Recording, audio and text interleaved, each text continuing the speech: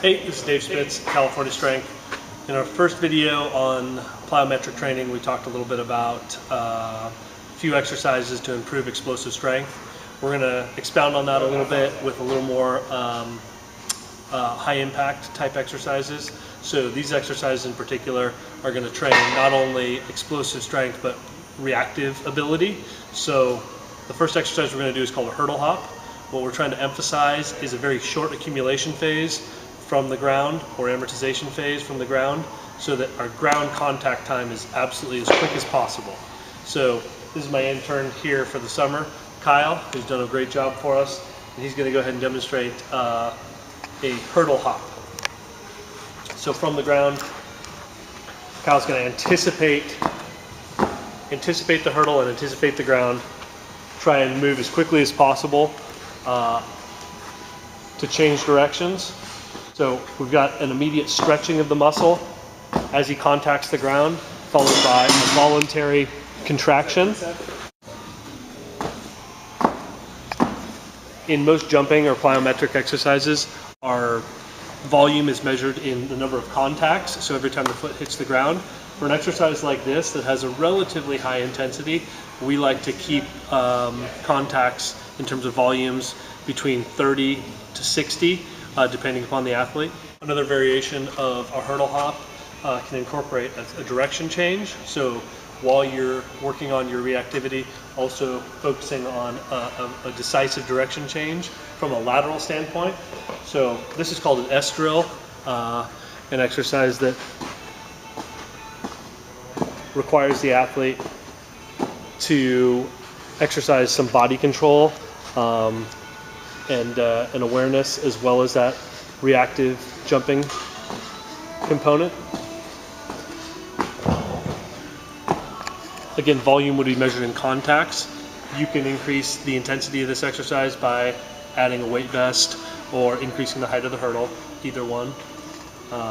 Very good exercise for promoting not only that neuromuscular adaptation that we like as a result of plyometric training, but also some good coordination and body control as well. Another plyometric exercises that we use from a unilateral standpoint, so emphasizing a single leg, would be something I call a single leg drive. Approaching the box, front knee working at about a 90-degree angle, and what we're trying to accomplish here is driving off of the lead foot while we drive up with the trail knee, trying to promote good stride mechanics, casting the foot, so good dorsiflexion at the top, maintaining a nice tight core and utilizing good arm mechanics through this plyometric exercise. Great for emphasizing ground reaction force into a more stride specific type movement.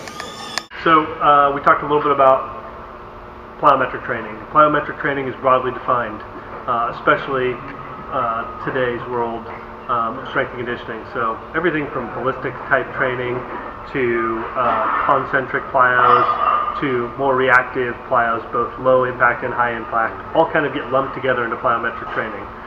But anytime we're talking about jumping exercises to improve explosiveness, we're talking about improving rate of force production, we're talking about improving speed, we're talking about maximizing peak power. So, from a physiological standpoint, these exercises are appropriate for just about all age ranges. I think that it's important to start with lower impact plyos until an athlete's relative body strength is at a reasonable level, so that they can shorten the coupling time, make sure that they're landing in good positions. Great exercise to be incorporated into your strength training to improve power. So good luck. Lifters are rumored to have tremendous vertical leaps. Maybe not tremendous. Weightlifting coaches are rumored to have tremendous vertical leaps. He's taller.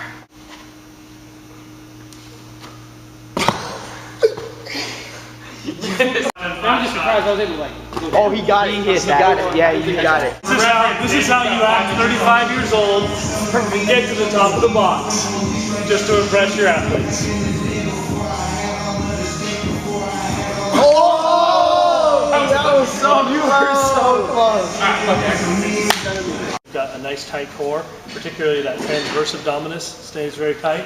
He's going to dip and drive, land onto the box with almost straight legs if he can.